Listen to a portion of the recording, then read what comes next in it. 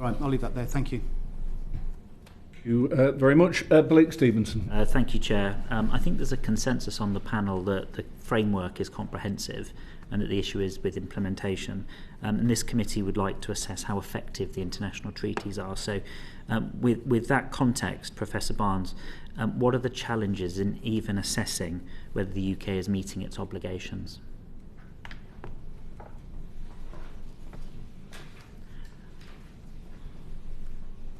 I think, going through kind of instrument by instrument, I'll not deal with all of them. So a couple of years ago, there was a review by the House of Lords Committee on International Defence and Security Committee, which reviewed the Law of the Sea Convention, and it kind of took evidence and it went through kind of various aspects of the convention and largely concluded that the UK was complying with, that the convention itself was broadly effective.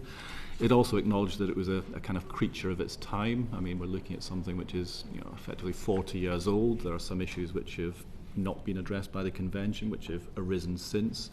But generally speaking, it's holding together quite well. So I think that's kind of starting point there. Most conventions on a kind of regional basis have reporting mechanisms. So if you look at, for example, the OSPAR Convention for the Protection of the North East Atlantic, there are kind of periodic requirements for member states to report on the extent to which they are meeting and delivering on their commitments to reduce land-based sources of pollution, etc. That then is reviewed by the Commission using experts and taking into account the extent to which that then is contributing towards OSPAR meeting its commitments. So that process of ongoing monitoring, reportment, and then critical engagement with these international bodies or through these international bodies is quite an effective way, I think, of monitoring the effective, or the implementation, I'll say. I'll qualify effective there because it's always a difficult thing to define. It's certainly complex because there's scores of treaties, and as you say, they're implemented in UK law by being dotted around in lots of legislation. So therein lies some complexity, one in the implementation, but then also tracking it. What is the government doing on each of those parts of legislation? So do you think there's sufficient transparency? And I'm sort of thinking about our constituents. How do they know, without trawling through a House of Lords report, whether the UK is meeting its treaty obligations? I'll open it up to anybody, actually, rather than putting Professor Barnes necessarily on the spot. I have some observations, but Okay, thank you. Well, I can say on the basis, let's say, on the Marpol Convention, that reporting and transparency is not best implemented. There is under Marpol Convention an obligation of a port state to report any infractions of the convention by another state to the flag state and also to International Maritime Organization, to IMO. And it's not very well implemented. So this is one of the drawbacks, the lack of transparency, the lack of cooperation between states, and the lack of reporting. Also, another point which is not very well followed and implemented is data collection. And this is very important in relation to protection of marine environment, that data are up to date, and this is not up to date. I would say that implementation of marine law of the sea conventions is also a very costly business. So, for instance, the annexes of Marpol Convention are related to reception facilities in ports. The garbage on sewage cannot be discharged into the sea. It has to be discharged into reception facility in port. Well, many states don't have reception facilities, and this is one of the big drawbacks of implementation. I know it's very technical, but it's also very real, and the lack of reception facilities basically puts into doubt the rationale of state becoming a party to an annex of MARPOL if it cannot implement the provisions which are the obligations which are related to particular annex. I am in touch with International Maritime Organization. I talk to people who work there, and they very often make a comment that states ratify an annex to MARPOL, and then it's not implemented. So this is just really an empty letter, an empty obligation. Therefore, it's very important that when states decides to ratify a convention, it already has in place internal legislation and means to implement it. And it's very often neglected issue, and states are very enthusiastic to ratify a convention, and then it's never implemented due to lack of domestic legislation implementing international treaty, and also lack of economic and financial means to fulfill the obligations. So perhaps my final question would be a follow-up to that, which is, are there examples from a UK context of us doing just that, ratifying a treaty and putting it on the top shelf and letting it gather dust? So that would be a bad example.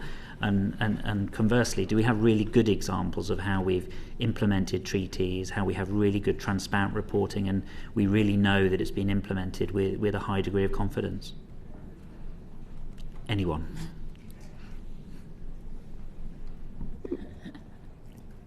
Well, I have to say that probably UK can be now a bit criticized that it still hasn't ratified BBNJ Convention, but I think that I would refrain from criticism, because I think that the convention should be responsibly ratified when the domestic legislation is in place. And I think that sometimes the criticism goes too far. It's not really practical, and it's irresponsible, I think, to ratify a convention without the underlying legislation. From my practice, I saw many examples of such a case.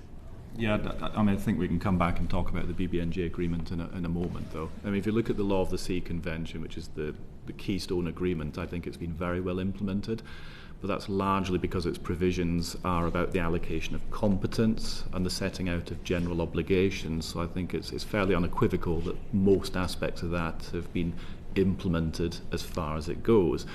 The challenge not is ratified by the United States. No, there are good reasons for that, but certainly having the US ratify it would be a good thing. But that's very likely at the moment.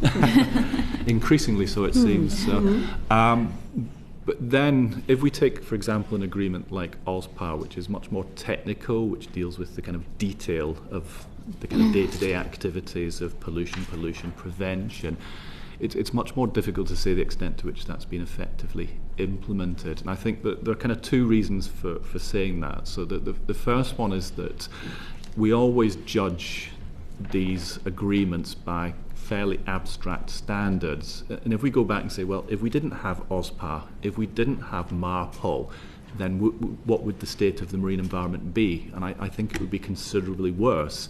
And our conduct in terms of pollution, discharges, land-based, would be much, much worse. So to an extent, they have made that difference. The second challenge, I think, is that actually this is not a static environment we're dealing with here. The reason I think we know that there are problems to do with the implementation of these agreements is because we better understand, have more science, more data, which tells us exactly what the state of the environment is. And it's very much an iterative approach here. We adopt these, we review, we reflect, we generate new science and data, and we go through this kind of process of adapting to that. So my view would be that there is progress, and we are trying to make progress on these things, even if we aren't actually achieving the kind of gold standard of having these headline indicators being achieved. If I may, I would like to follow up of what Professor Barnes said, that the monitoring and collecting data is much more feasible within regional regional conventions like OSPAR or Helsinki Convention on the Protection of the Baltic Sea. It's of great interest to me as I come from Poland originally. And the Baltic Sea is very well actually monitored. They are joint monitoring of the coastal state and EU. And the spills are really readily traced. So also the implementation and sanctions are more feasible than under general conventions which are basically global conventions.